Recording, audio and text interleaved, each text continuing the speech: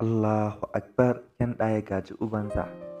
Shin ko kun san shahararren mawaƙin nan wato Fadar Bege a yau ne ya cika shekara 10 cif-cif da rasuwarsa da 'yan watanni?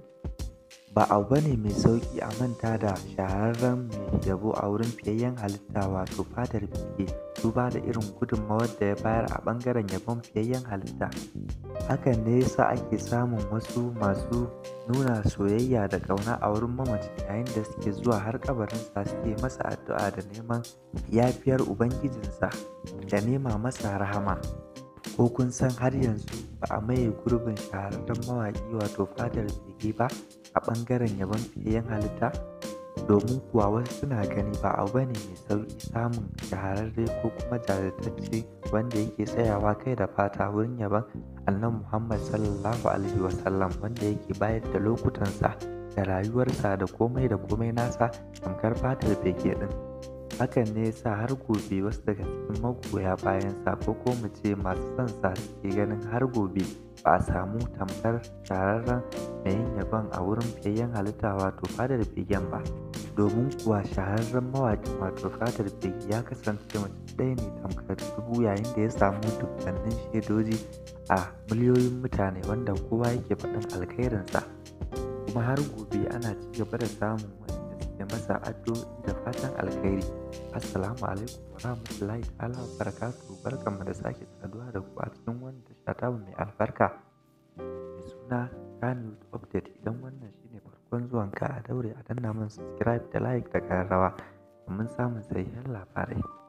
Duk da kasancewa shahararren mawaƙin ko mu ce mai yin yabo a wurin fiyayyen halitta wato Annabi Muhammad Sallallahu Alaihi Wasallam wato Fadar Bege yau ya cika shekaru 10 da 'yan watanni da rasuwar tasa, amma har yanzu wasu daga cikin yabon da yi wa fiyayyen halitta tamkar sababbi suke a wurin masu jin su.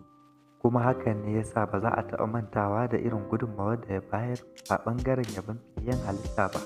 Shi yasa a kowane lokaci ake so mutum ya aikata alkhairi. Duk lokacin da aka tuna ka za a tuna alkhairin da kai, a riƙa yi maka addu'o'i da fatan alkhairi da neman gafarar Allah Subhanahu wa ta'ala, domin kowane lokaci za a yi maka addu'a da fatan alkhairi. To mutane suna ci gaba da nuna sha'awarsu na son ganin ɗaga ya gaji mahaifin nasa a ɓangaren yabon fiyayyen halitta wato Annabi Muhammad Sallallahu Alaihi Wasallam. Magoya baya suna ta nuna sha'awarsu na son ganin yaron shi ma ya fito ya fara koyi da halayya irin na mahaifin nasa na jajircewa a ɓangaren yabon fiyayyen halitta. Yayin da a ɓangare guda kuwa waɗansu suke ganin ai tuntuni daman kiraye-kirayen da wasu daga cikin masoya Fadar Begen suke yi tuntuni wannan kiran ya samu karɓuwa, domin kuwa yaron ya fara jarraba yabo a wurin fiyayyen halitta.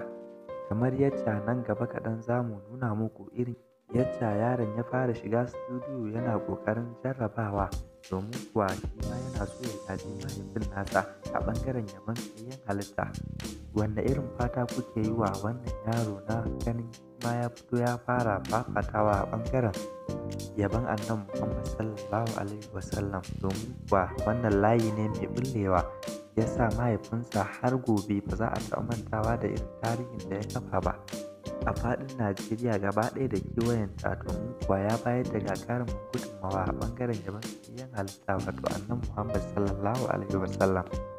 A nan mu ma muke kira, muna kamun kafa da irin soyayya da kuke wa fiyayyen halitta. Idan wannan shine farkon zuwan ku, a daure a danna man subscribe da like da ƙararrawa. Idan kuma an yi an kuma yi ba, abin sha'awa ne da burgewa a ce ɗaga Fadar Bege ma ya fito ya gaji mahaifinsa a ɓangaren yabon fiyayyen halitta wato Annabi Muhammad Sallallahu Alaihi Wasallam, Annabi Rahama. Hakan zai matuƙar faranta ran dukkanin wani wanda yake son mahaifin nasa da kuma goyon bayan abin da yake yi na yabo ga fiyayyen halitta. Domin kuwa tun a yanzu ana samun kiraye-kiraye ga waɗanda suke matuƙar son mahaifin nasa na cewa yaron ya fito shi ma ya fara jarrabawa, domin kuwa da haka idan yana jarrabawa zai samu nasara irin ta mahaifinsa.